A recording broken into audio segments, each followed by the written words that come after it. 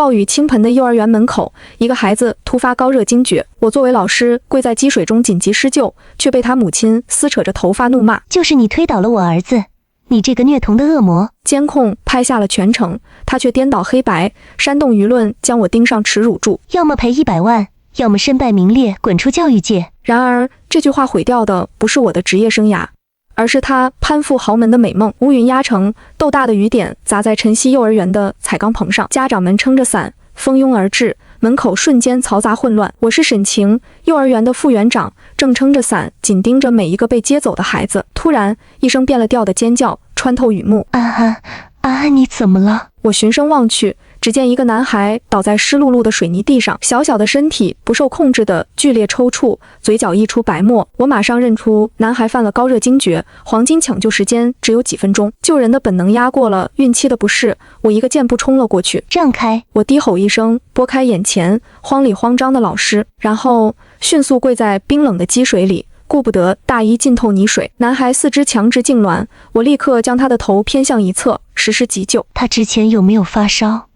有没有说哪里不舒服？我一边急救一边急促地问他的老师，然而那个年轻老师只会语无伦次地重复说没有，不知道他刚才还好好的，可能是有人推了他。没人推他，这是高热惊厥。我厉声打断他毫无意义的哭闹，手下动作不停。孩子的抽搐稍有减缓，我立刻调整姿势，准备进行更规范的处理。然而就在我准备固定孩子头部进行下一步检查时，一股巨大的力量猛地从侧面袭来，尖锐的指甲狠狠抓过我的脸颊和脖颈。我猝不及防，被这股蛮力狠狠推倒在冰冷的积水中，肚子险些磕在地上。一个穿着华丽皮草、妆容精致的女人出现在眼前。就是你推倒了我儿子，我就知道你们这些老师没一个负责任的，让着家长不在，什么事都做得出来。方丽华狰狞的面孔在我模糊的视线中放大，她像一头发疯的母狮骑在我身上，尖利的指甲疯狂地抓挠我的脸。人家老师都说了，有人推我们家安安，一定就是你推的。你嫉妒我家有钱是不是？你想害死我儿子？我没有，我在救他。泥水呛得我咳嗽，我奋力挣脱他的钳制。你放手，孩子需要急救，再耽误就危险了。救他！你放屁！我看就是你心虚。方丽华的嗓门拔得更高，尖锐的能划破玻璃。大家快来看啊！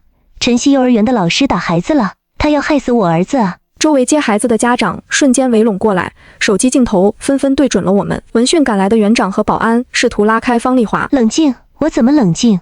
我儿子被他害成这样。方丽华死死揪着我的衣领，力气大得惊人，对着镜头哭嚎：就是这个沈晴，肯定是他故意推的，大家拍下来曝光他。就在这时，救护车的鸣笛声由远及近，医护人员迅速冲过来，抱起状态渐渐好转的安安。我狼狈地从泥水里爬起来，园长眼里满是忧虑。我抹了把脸上的泥水和血水，声音嘶哑却坚定：园长，我没事，救人要紧，我跟车去医院。作为第一个施救者，我必须跟去说明情况。我挺着肚子，艰难地跟着上了救护车。救护车上气氛压抑，方丽华坐在儿子身边，看我的眼神淬了毒，嘴里不停地低声咒骂：装模作样的贱人，等着瞧。安安小小的身体插着氧气管，小脸通红，看着孩子，我心里的愤怒被怜惜压下去。无论如何，孩子是无辜的。到了市儿童医院，安安被迅速推进急诊室。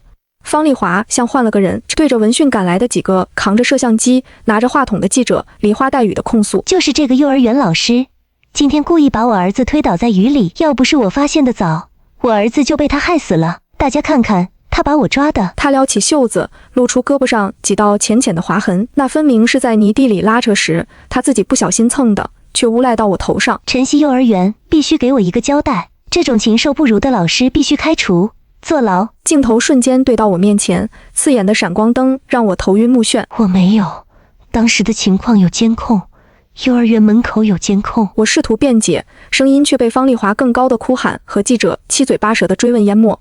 记者们连珠炮般质问我为什么要推倒孩子，说最近新闻频频报道幼儿园老师虐童，为什么还不知收敛？问晨曦幼儿园对老师的师德师风到底是如何管理的？我百口莫辩，像被扔进了汹涌的舆论漩涡。园长在一旁焦头烂额的解释，但收效甚微。急诊室的门开了，医生走了出来，方丽华立刻扑过去问儿子怎么样。医生说孩子是高热惊厥，急救及时，目前没有生命危险，需要住院观察几天。医生的话让我悬着的心终于落下。方丽华立刻指着我对医生哭诉，说是我把他儿子推倒才这样的。医生皱起眉头，看了看我，又看了看情绪激动的方丽华，最终只是公事公办地说，病因是病毒感染引起的高热惊厥，是并发症。至于外伤，孩子身上没有明显外力造成的伤痕。他没再多说，转身离开了。方丽华，他肯定是用了什么阴招，你们医院是不是被他收买了？我疲惫地闭上眼睛，知道跟这种人是无法讲道理的。园长，我申请调取门口监控，还我清白。监控？好啊，调啊，让大家看看你是怎么救我儿子的。不过沈晴，我告诉你，这事没完，我要告你故意伤害，滚出教育界。3天后，我被公安传唤了，理由是涉嫌故意伤害儿童。同时收到的还有幼儿园的停职接受调查通知。拿到通知那天，我站在幼儿园门口如坠冰窟，腹中的宝宝也不安地踢了我一脚。手机突然疯狂震动，是方丽华用陌生号码打来的。她得意洋洋，我的几乎握不住手机，指甲深深掐进掌心。登报道歉，那等于亲手毁掉我为之奋斗了10年的教育事业。方丽华，你做梦！我咬着牙，每一个字都像是从齿缝里挤出来的。监控会证明一切，我宁愿辞职，宁愿坐牢，也不会承认。人在做，天在看。你这么恶毒，小心报应不爽。报应，哈哈哈。电话那头传来刺耳的狂笑。沈晴，他恶狠狠地挂了电话，委屈、愤怒、恐惧像毒蛇一样缠绕着我。我瘫坐在冰冷的地板上，失声痛哭。10年兢兢业业，把每个孩子都当成自己的宝贝，换来的就是这样的污蔑和毁灭，天理何在？哭过之后，一股狠劲从心底升起，我不能坐以待毙，我立刻联系了相熟的律师朋友叶初。故意伤害，他证据是什么？就凭他一张嘴。他说有目击证人，我还手时也给他造成了一些伤害，能证明我们发生了冲突。他咬定是我推孩子后和他厮打。我苦涩地说。叶初一拍桌子，荒谬！在孩子生命受到威胁时的救助，法律上是鼓励的，只要你的救助措施符合规范，即使造成一些意外，也不承担法律责任。而且幼儿园门口不是有监控吗？园长说监控调出来了，但……我犹豫了一下，画面角度好像没完全拍到孩子倒地的瞬间，只拍到我冲过去跪下的背影，以及后来方丽华扑上来厮打我的过程。叶初眼神一凛，这么巧，沈晴，我总觉得这事没那么简单。方丽华背后可能有高人指点，不过别怕，证据链根本站不住脚，而且我们可以找目击证人。叶初的专业分析像一颗定心丸，我擦干眼泪，开始整理证据。然而暴风雨才刚刚开始。停职在家的第4天，我刚走出小区门口，准备去律所，就被一群举着手机和简陋标语牌的人堵住了。有人大喊说我就是晨曦幼儿园虐童的沈晴，还有人喊黑心老师滚出教育界，还孩子一个公道，严惩凶手。领头的是一个满脸横肉的男人，举着手机对着我狂拍，说我虐待儿童，把人家孩子推倒差点害死，现在还有脸出门。他身后的几个人跟着起哄，标语牌上歪歪扭扭写着沈晴虐童，天理不容，无良教师，人人喊打。我没有，你们让开。我试图推开他们，却被几个人故意推搡围堵，手机镜头几乎对到我脸上，各种污言秽语扑面而来。路过的行人纷纷侧目，指指点点。人群中不知谁喊了一句打他，一个臭鸡蛋啪地砸在我肩膀上，蛋液和恶臭瞬间弥漫开来，紧接着烂菜叶、小石子纷纷飞来。我狼狈地抱头躲闪，屈辱的泪水在眼眶里打转。小区的保安闻讯赶来，奋力驱散人群。混乱中，我的包被扯掉，东西散落一地。那个领头的男人趁机一脚狠狠踩在我的手机上，屏幕瞬间碎裂。他啐了一口，带着人扬长而去。保安帮我捡起东西，无奈地叹气，说让我快回去，这帮人就是拿钱办事的流氓。我看着地上碎裂的手机，心如死灰。可这只是方丽华准备的开胃小菜。当天下午，一个名为触目惊心，晨曦幼儿园教师当众虐童，致其生命垂危，家属讨说法，反遭殴打的视频冲上了本地热搜榜首。视频经过精心剪辑，开头是我冲向安安的背影，接着是方丽华撕心裂肺的哭喊，然后直接跳到我被热心群众围堵的狼狈画面，最后是方丽华在医院门口对着镜头哭诉，说孩子还在昏迷不醒，凶手至今不认错，求大家帮他主持公道。更可怕的是，评论区被水军彻底占领，一片喊打喊杀。有人说要人肉我，把地址公布了出来，说是翠湖花园，叫大家一起给我寄花圈。还有人说我以前就体罚学生，有前科的。还有人说这种人不配当老师，应该记入档案。我的个人信息被扒得一干二净，手机卡补办回来，瞬间涌入无数陌生号码的辱骂短信和电话，恐惧像冰冷的潮水将我彻底淹没。网报的第3天，一个巨大的黑色花圈送到了我家门口，挽联上写着虐童恶魔沈晴罪该万死。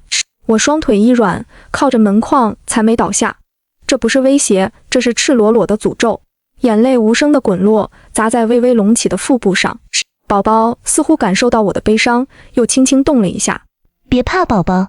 我抹掉眼泪，手轻轻附在肚子上，感受着那小小的生命力。妈妈没做错，妈妈会保护你，也会保护自己。我颤抖着手拨打了110，同时晨曦幼儿园和教育局再也坐不住了。在巨大的舆论压力下，他们迅速联合发布了官方声明，并附上了关键证据现场目击证人录的视频，清晰显示安安是突然自行抽搐倒地。我第一时间冲上前跪地施救，方丽华随后冲入画面，与正在施救的我厮打起来。市儿童医院也发布了官方说明，证实安安入院诊断为病毒性感染引起的高热惊厥，体表无任何外伤。舆论瞬间反转，之前被蒙蔽的网友愤怒纷纷人肉起方丽华。有人说今天反转，这女人太恶毒了。有人说救人反被讹，现实版农夫与蛇方丽华去死。有人说沈老师脸上的伤那么明显，方丽华还装受害者。有人说要人肉方丽华，让她也尝尝网暴的滋味。压力瞬间转移到了方丽华身上，她之前买的热搜和水军成了回旋镖，狠狠扎向她自己。社交媒体账号也被愤怒的网友攻陷，各种不堪入目的辱骂充斥评论区。据说他家门口也被人泼了红油漆。幼儿园和教育局对我的停职调查也火速结束，宣布恢复我的工作，并对我受到的伤害表示慰问和支持。园长亲自打电话给我，语气带着劫后余生的庆幸，说委屈我了，让我回来，孩子们都想我了。胜利的天平似乎向我倾斜了。然而当我拖着疲惫的身心回到小区时，却在楼道里迎面撞上了方丽华。仅仅几天，她憔悴了很多，眼神里充满疯狂。呵，沈晴，你满意了？她堵在我家门口，声音嘶哑。你害得我儿子住院，害得我被网暴，害得我老公生意都受影响。你以为这就完了？方丽华，是你自己作恶多端，咎由自取，咎由自取。她突然神经质地笑起来。你害我丢了这么大脸，害我差点被陆家扫地出门。100万，现在1000万也弥补不了我的损失。我告诉你沈晴，这事没完，只要我还在陆家一天，我就不会让你好过。咱们走着瞧。他撞开我的肩膀，像只斗败却不肯认输的母鸡，昂着头走了。我看着他离去的背影，心却沉了下去。前几天叶初也帮我查到了，方丽华的婆家就是本地豪门陆家。如果真如他所说，陆家差点将他赶走，那么他绝不会善罢甘休。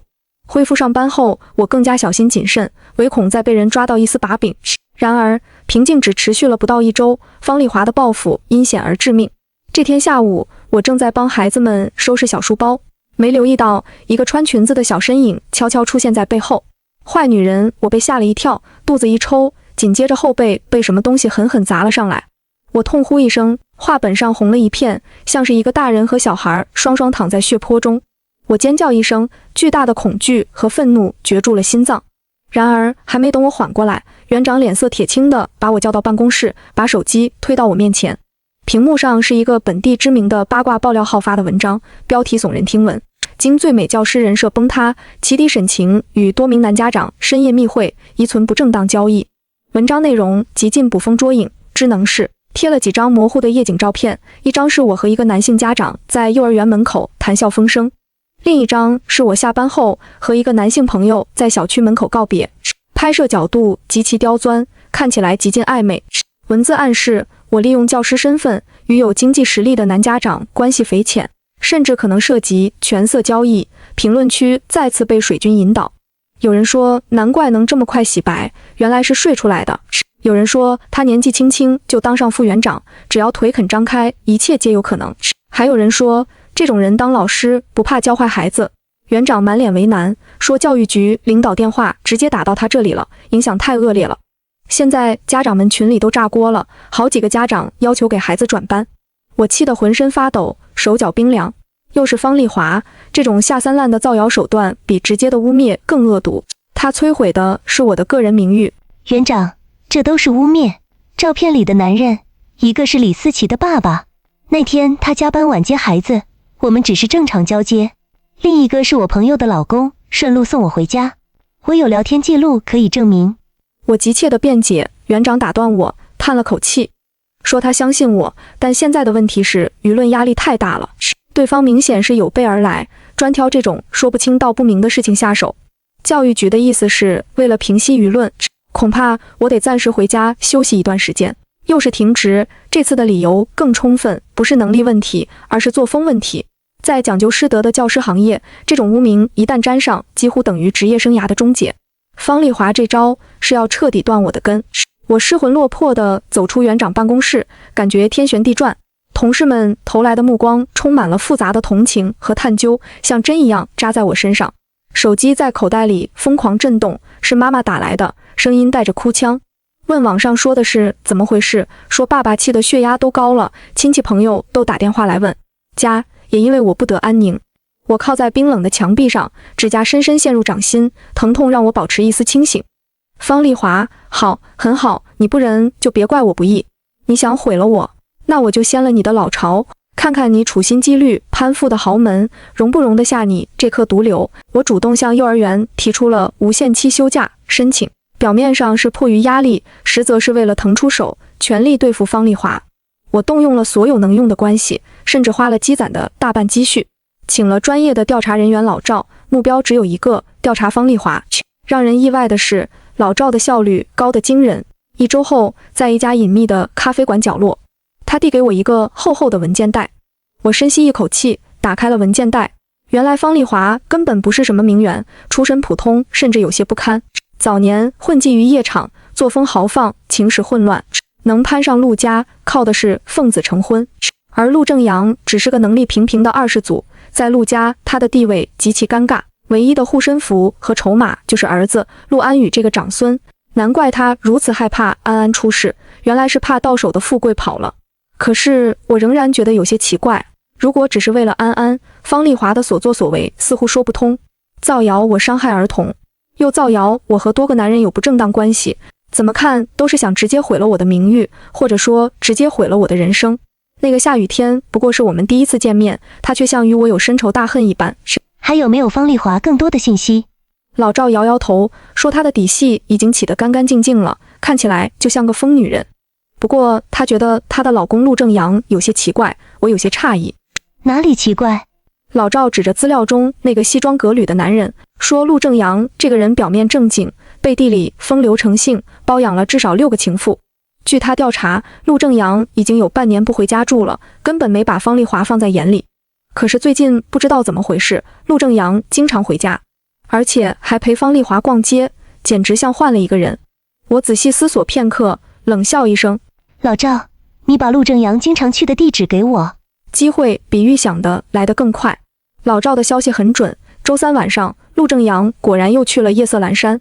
我提前潜伏在夜色阑珊对面街角一处废弃报刊亭的阴影里，初冬的寒风刀子般刮过脸颊，我却感觉不到冷，只有血液奔涌的灼热。晚上11点刚过，那辆招摇的黑色宾利稳稳停在了会所门口。车门打开，陆正阳搂着一个身材火辣妖娆的年轻女子走了出来。两人显然喝了不少，脚步都有些虚浮。陆正阳的手不老实地在纤细的腰肢游走，两人竟全然不顾场合，像发情的野兽般激烈地拥吻起来。我屏住呼吸，举起早已准备好的相机，清晰地记录下了这对野鸳鸯。几天后，我匿名将照片用快递寄给了方丽华，信封里还有一张打印的纸条，下次这些照片会直接出现在你宝贝儿子陆安宇的幼儿园里。效果立竿见影。老赵很快传来消息，陆家爆发了前所未有的激烈争吵。据说方丽华拿着照片歇斯底里地质问陆正阳，陆正阳恼羞成怒，两人在客厅大打出手。陆正阳脸上挂了彩。方丽华则被狠狠推倒在地，捂着肚子痛苦呻吟。她竟然也怀孕了，这一推直接把她推去了医院急救。方丽华果然消停了，网上那些关于我的污言秽语和水军瞬间消失无踪。我知道这暂时的平静下暗流汹涌，以他的性格绝不会坐以待毙。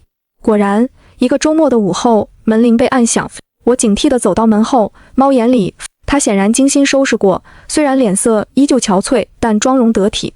我打开门，但只开了一道缝，安全链还挂着。方女士，有事？我的声音平淡无波。方丽华没有像上次那样歇斯底里，反而挤出一个微笑。沈老师，能进去谈谈吗？就我们两个。放心，我今天不是来吵架的。他的声音刻意放得平和，甚至带着一丝示弱。我犹豫片刻，解开了安全链，侧身让他进来，但门并未关死。我站在靠近门口的位置，手始终放在口袋里，按着录音笔开关。他走进客厅，没有坐下，只是环顾了一下我简单却温馨的小家，眼神复杂，最终落在我脸上。沈老师，明人不说暗话，你寄的东西我收到了，你很厉害，真的，我小看你了。我没有接话，只是冷冷地看着他。等他下文，照片的事被老头子知道了，他很生气。陆正阳现在日子很难过，还和我彻底翻脸了。他抬起头，目光直视我。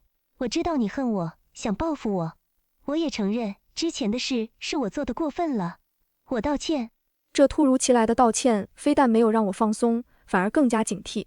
他这种人绝不会真心认错。所以呢？所以我想跟你做笔交易。你应该很想知道，为什么我会揪着你不放？为什么非要把你往死里整？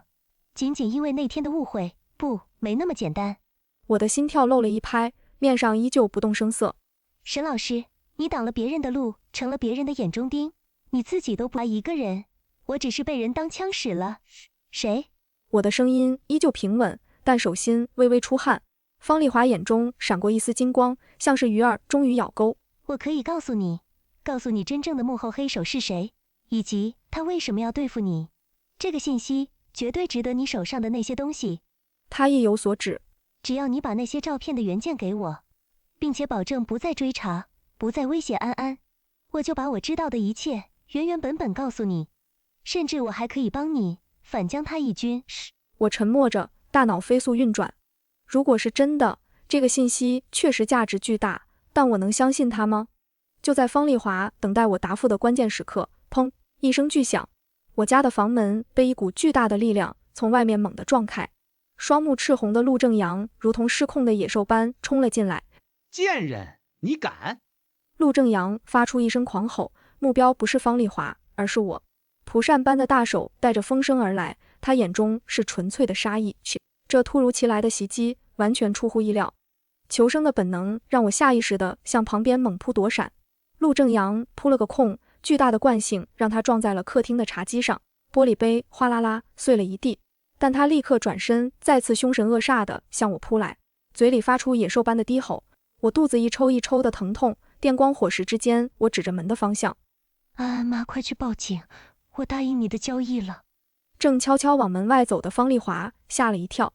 陆正阳发现他想逃，转而扑向方丽华。你这个成事不足败事有余的蠢货！场面彻底失控，陆正阳像疯了一样追打试图逃跑的方丽华，两人在狭小的客厅里扭打尖叫。我趁机连滚带爬地冲到门边，拿出手机按下了110。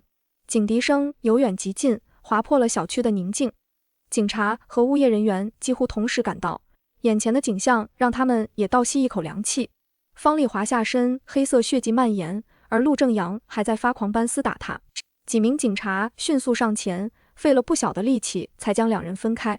陆正阳眼神闪烁，试图狡辩这是家庭纠纷，然而方丽华猛地扑到离他最近的警察腿边，死死抓住对方的裤腿。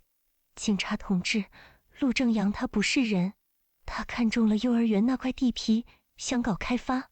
先审请劝阻园长签字同意，想把他的名声搞臭赶走，再低价收购地皮。陆正阳的面色凝重，他指着方丽华，手指剧烈的颤抖。他似乎想说什么，然而身体晃了晃，竟然扑通一声直挺挺地栽倒在地，场面瞬间变得更加混乱。警察意识到事态远比想象的严重后，当机立断将涉案人员全部带回了派出所。在派出所的问询室里，我将事件全过程陈述了一遍，接着拿出了那支至关重要的录音笔，郑重地交给了警官。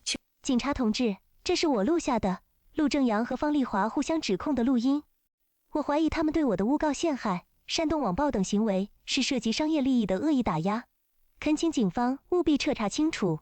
这份录音无疑是一枚重磅炸弹，警方高度重视。很快，陆正阳在医院苏醒后，立刻被严密控制并带回审讯。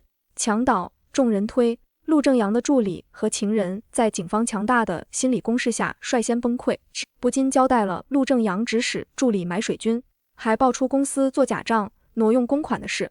陆家的产业如同多米诺骨牌般接连倒塌，方丽华作为从犯，同样难逃法律的制裁。不过，他肚子里的孩子成了他唯一的护身符，但也仅能让他获得短暂的喘息。1个月后，本地新闻头条如同投入深水的巨石，激起千层浪。陆氏集团少东陆正阳涉多项经济犯罪被正式批捕。今天反转，晨曦虐童诬陷案真相大白，教师沈晴沉冤得雪。媒体终于将这场跌宕起伏的大戏完整地呈现在公众面前，还原了我在暴雨中紧急救助幼儿的事实。我也正式委托律师向陆正阳、方丽华索赔巨额精神损害赔偿、经济损失。法院的判决来得迅速而有力，陆正阳、方丽华需支付高额赔偿金。而由于陆氏集团因丑闻陷入危机，方丽华虽然获得了缓刑，但在判决前她突然流产，整个人形销骨立。她最恐惧的结局终究以最惨烈的方式降临在她头上。而我在生了孩子之后，重新站在了熟悉的幼儿园里，孩子们七嘴八舌地表达着思念，喊着沈老师早，说好想我，让我看他们的话。我蹲下身，拥抱那充满生命力的身体，心中最后一丝郁结也在这样纯粹的温暖中彻底消融。周末，我抱着女儿漫步在新开放的滨江公园，路过一个老旧的报亭，花花绿绿的本地小报堆在摊位上，我的目光不经意地扫过，在其中一个不起眼的角落，瞥见了一张模糊的照片。照片上，一个穿着廉价宽松衣服、身形瘦削佝偻的女人，正费力地将几件洗得发白的旧衣服晾晒在生锈铁丝上。她的背影单薄而萧索，脚边堆着几个破烂的纸箱。照片旁一行小字标题：豪门梦碎，昔日阔太蜗居城郊，晚景凄凉。是方丽华。我的目光平静地掠过那张照片，没有一丝停留，心中亦无波澜。天理昭昭，报应不爽。他处心积虑想毁掉我的人生，最终却毁掉了自己攀附的豪门。女儿3岁那年，我带着她去了一个新的城市。晨曦幼儿园的事情已经过去3年，陆正阳被判了7年，方丽华缓刑期间流产，据说后来离了婚，搬去了城郊的城中村。我拿到了赔偿，却再也无法在原来的地方待下去。每个认识的人看我的眼神都带着那种小心翼翼的同情，像是在看一个劫后余生的幸存者。我不是幸存者，我只是一个想要好好活着的普通人。新城市的秋天干燥凉爽，我在一家私立幼儿园找到了工作，不是副园长，只是普通的代班老师。园长姓姜，是个50多岁的温和女人，面试时只问了我一个问题：你为什么离开原来的地方？我说追问，后来我才知道，她看过当年的新闻。女儿小名叫明明，取铭记的意思。我给她取这个名字，是想提醒自己永远不要忘记那段经历，也不要忘记那些在至暗时刻拉过我一把的人。明明很乖，每天早上送她去托班，她都会挥着小手说妈妈再见，从来不哭。托班的老师说，这孩子太懂事了，懂事得让人心疼。我听了心里发酸，知道是因为我工作忙，陪她的时间少。她早早学会了不给我添麻烦，日子就这样平静地流淌，像一条不起波澜的河。我以为往事会就这样沉在河底，再也不会翻涌上来。直到那个电话打来，电话是叶初打来的。叶初是我以前的律师朋友，晨曦那件事他帮了我很多。沈晴，有件事我觉得应该告诉你，方丽华出事了。我握着手机的手紧了紧。她死了。客厅里的光线突然暗了一瞬，我看向窗外，原本晴朗的天不知什么时候聚起了云，像是要下雨。怎么死的？车祸。昨天晚上，她在城中村附近的路口被一辆货车撞了，当场死亡。我沉默了很久，脑海里浮现出那个穿着皮草、妆容精致的女人，那个在暴雨中撕扯我头发的女人，那个站在我家门口说要跟我做交易的女人。然后是那张小报上的照片，佝偻的背影，晾在铁丝上的旧衣服。沈晴，你还在吗？在，他的家人呢？没有家人，他父母早就去世了。和陆正阳离婚后，陆家那边根本不认他。据说他这几年过得很不好，精神出了些问题，一直一个人住在城中村，靠打零工为生。车祸后，警方联系不到任何亲属。那你为什么告诉我这个？叶初沉默了一下。因为警方在他住处发现了遗物，有一些和你有关的材料、简报、打印的网页，还有你女儿的照片。我的心猛地揪紧。什么照片？别紧张，不是什么隐私照，是你们小区门口那种公共区域的监控截图，还有几张他在托班门口拍的，隔着围栏，应该是在观察你们。沈晴，方丽华这几年一直在跟踪你。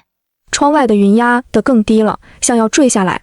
警方联系不到他的亲属，按照程序，这些遗物需要处理。他们找到了我，因为当年那场官司是我代理的。我想问问你，这些东西你想不想看一眼？为什么要看？因为他在那些材料上写了很多字，警方说看起来像是日记，或者说是遗书。雨终于落了下来，打在玻璃上，噼里啪啦。我最终还是去了，不是为了方丽华，是为了我自己。3年了，我以为自己放下了，可那个电话之后，我连续做了3个晚上的噩梦，梦里还是那个暴雨天，还是他骑在我身上撕扯我的头发，只是他的脸变成了明明的脸。我必须亲眼看看那些材料上到底写了什么。叶初陪着我一起去的，警方那边很配合，把材料装在一个牛皮纸袋里，让我们在会议室里看。我打开纸袋的时候，手是抖的。纸袋里是厚厚一叠材料，简报、打印纸、手写便签杂乱地叠在一起。最上面是一叠简报，从3年前开始一直到最近，有当年那场风波的新闻报道，有反转后的辟谣文章，有法院的判决书复印件，还有一些本地小报关于陆家垮台的八卦报道。每一篇都被红笔圈圈点点，旁边密密麻麻写满了字，字迹很潦草，有的地方被水渍晕开，分不清是雨水还是泪水。我翻到第1页，是当年那篇造谣文章，标题写着触目惊心，晨曦幼儿园教师当众虐童，致其生命垂危。旁边用红笔写着我错了，我真的错了，可我不知道怎么回头。再下一页是反转后的辟谣报道，旁边写着原来他真的在救安安，我亲眼看见的，可我不愿意相信，我不愿意相信自己错了。我的手停在纸页上，继续翻下去，是一些打印的网页截图，是我的新幼儿园的官网介绍，有我参加活动的照片，还有家长们的评价。旁边写着他还是当老师，他配当老师，我不配当妈妈。安安现在跟奶奶住，奶奶不让我见她，他们说我是疯女人。我今天又去看了他女儿，很乖，跟他妈妈一样，笑起来很好看。看到这里，我的呼吸急促起来。明明他真的去看了明明。后面是几张照片，就像叶初说的，是托班门口的监控截图，隔着一道铁栅栏，一个穿着旧棉袄的瘦削女人站在外面朝里面张望。照片很模糊，但我能认出来那是方丽华。照片背面写着只是想看看，只是想知道正常的孩子应该是什么样子。安安小时候也这么可爱，是我把她毁了。最后几页纸是手写的长信，开头写着给沈晴，如果你能看到这些话，沈晴，我知道你恨我，你应该恨我，我也恨我自己。这3年我每天都在想那个下雨天，如果时间能倒流，我一定不会冲上去打你，我会跪下来，谢谢你，谢谢你救了安安。可我那时候做不到，你知道为什么吗？因为我怕安安是陆家唯一的孙子，是我的护身符，如果没有他，陆正阳那个畜生早就把我赶出门了。那天他在雨里抽搐的时候，我脑子里只有一个念头，完了，护身符没了，陆家不会放过我。然后我看见你跪在那里，我就想必须有人承担责任，不是我，不能是我，所以我就指着你说是你推的。我越喊越大声，越说越觉得自己说的对。后来那些记者来了，那些网友骂你，我特别高兴，因为骂的是你，不是我，可我心里知道是你救了安安。医生说了，再晚几分钟安安脑子就坏了，是你让他活下来，让他变成一个正常的孩子。而我我让她失去了妈妈。陆家不让我见安安了，他们说我是疯女人，说我会带坏孩子。我去幼儿园门口等过，隔着栅栏看她。她长高了，胖了，穿着新衣服，背着新书包。她看见我愣了一下，然后转身跑了。她认不出我了，或者她不想认我。沈晴，你知道吗？那比什么都疼，比陆正阳打我疼，比流产疼，比现在一个人住在漏水的小屋里疼。我的儿子，我拼了命生下来的儿子，他不认识我了。我想过死好几次，可我总想，也许还有机会，也许有一天我能见到他，跟他说声对不起。也许有一天我能见到你，跟你说声谢谢。可我不知道怎么开口，我不知道怎么面对你，我只能远远地看着你，看着你女儿，你们过得很好，你们应该过得好，因为你是好人，你女儿也会是好人。我就不一样了，我从小就不是好人。我爸好赌，我妈跟人跑了，我在夜场混日子，靠着一张脸和各种男人周旋，我以为自己攀上了高枝，其实不过是被人当成了工具。陆正阳要那块地，他让我去闹，让我把你搞臭。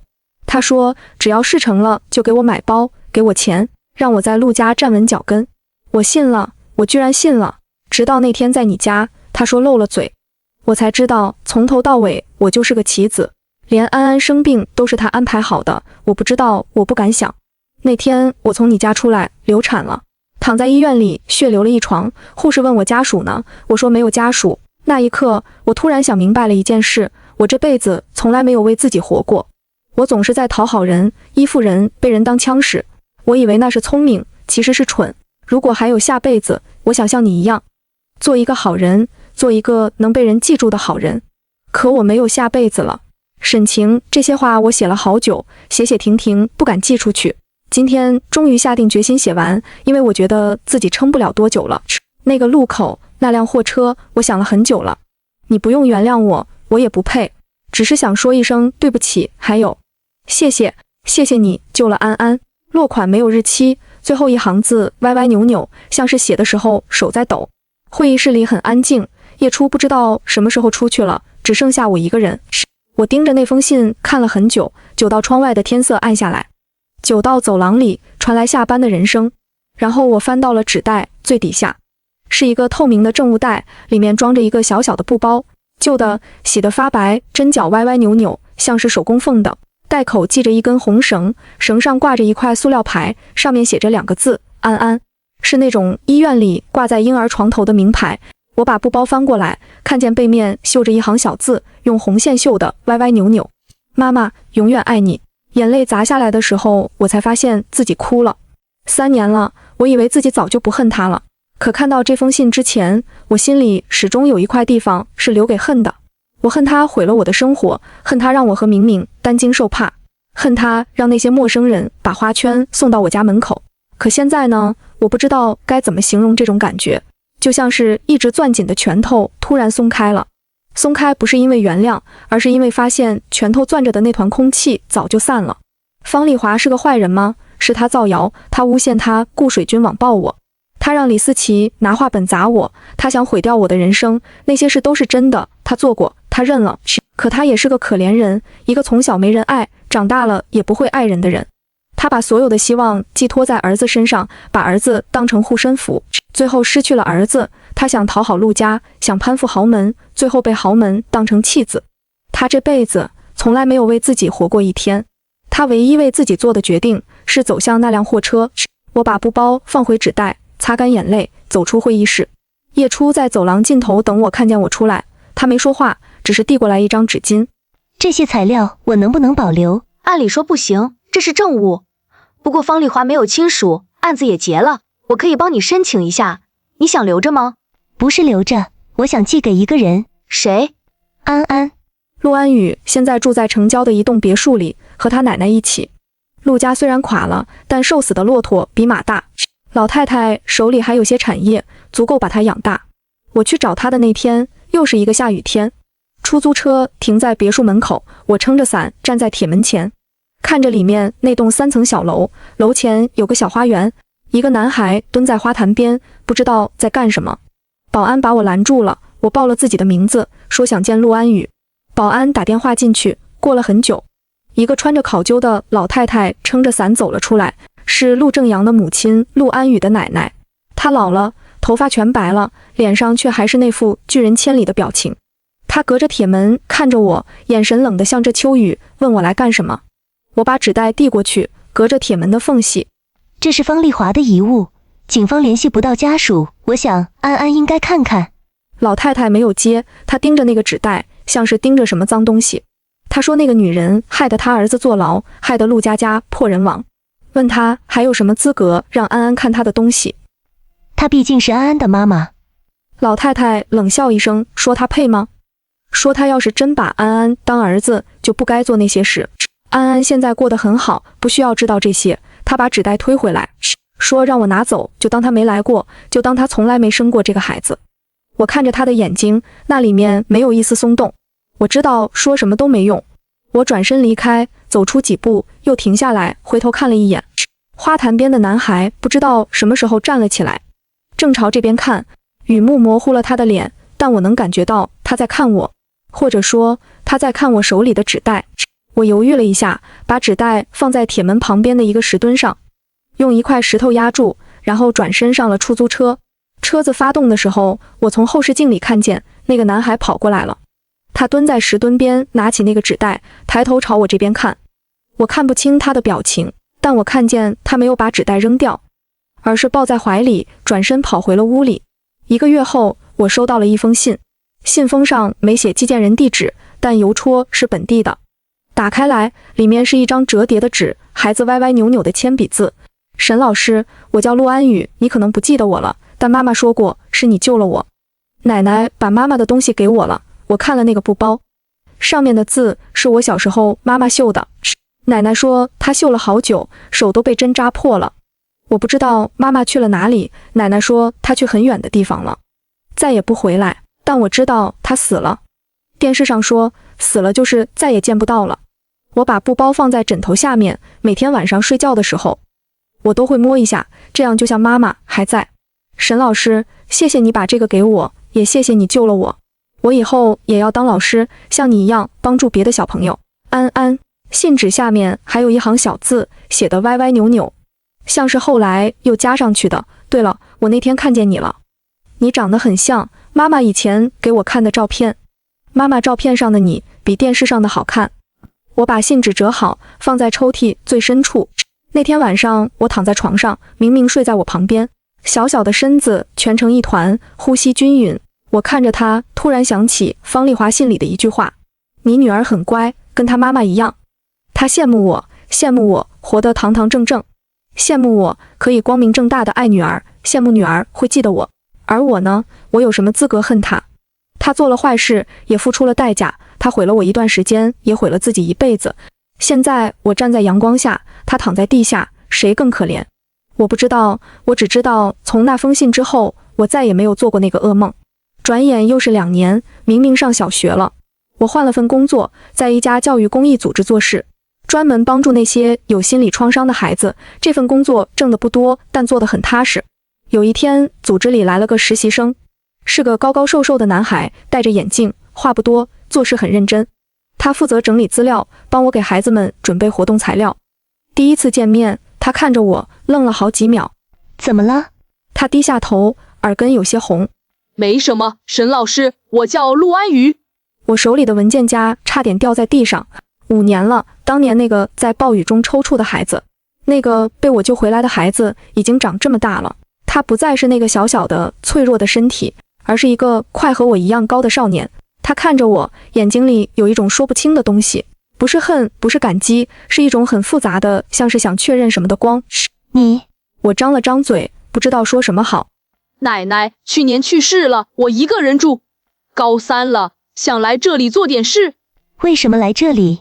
他沉默了一下，然后说：因为妈妈信里说你想成为像我这样的人。我愣住了。那封信你看过了？他点点头。他写了好多遍，有一版没寄出去，压在箱子底下，我找到了。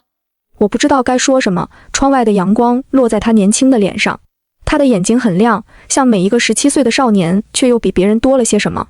多了什么？多了那种在黑暗中待过，然后自己爬出来的光。沈老师，我想考师范大学，我想当老师，你觉得我行吗？我看着他，想起了5年前那个暴雨天，想起了那个小小的抽搐的身体，想起了跪在积水里的自己，想起了那些撕扯、咒骂、网暴，想起了那封信、那个布包、那个歪歪扭扭、绣着妈妈永远爱你的针脚。你行的，你会是一个好老师。他笑了，那个笑容干净明亮，像是雨后初晴的天。那天下午，我把布包带回家，挂在明明的床头。他睡觉的时候会伸手摸一摸，然后翻个身继续睡。你知道这是什么吗？知道，是安安哥哥的妈妈做的。你知道安安哥哥的妈妈去哪了吗？他想了想，去天上了。你不害怕吗？他摇摇头，不怕，妈妈说天上的都是星星，星星会保佑小朋友。我愣了一下，我没跟他说过星星的事，可能是他自己在哪听说的也好。星星会保佑小朋友。方丽华，你现在是星星了吗？如果是，那就好好看着你儿子吧，他会成为一个好老师，他会把那些没人教过你的事教给更多的小朋友，他会替你活一次。那天晚上，我坐在台灯下，把那块砖放在桌上，看了很久。明明已经睡了，呼吸声轻轻的，像小猫。客厅里很安静，只有窗外的风吹动树叶，沙沙地响。我打开电脑，新建了一个文档，光标一闪一闪，等着我敲下第一个字。我想了很久，最后只打了3行。方丽华女，生于1988年，卒于2024年。生前育有一子名安宇，死后留下遗物若干，包括一封未寄出的信和一个绣着字的布包。他的儿子现在很好，正在准备高考，想当老师。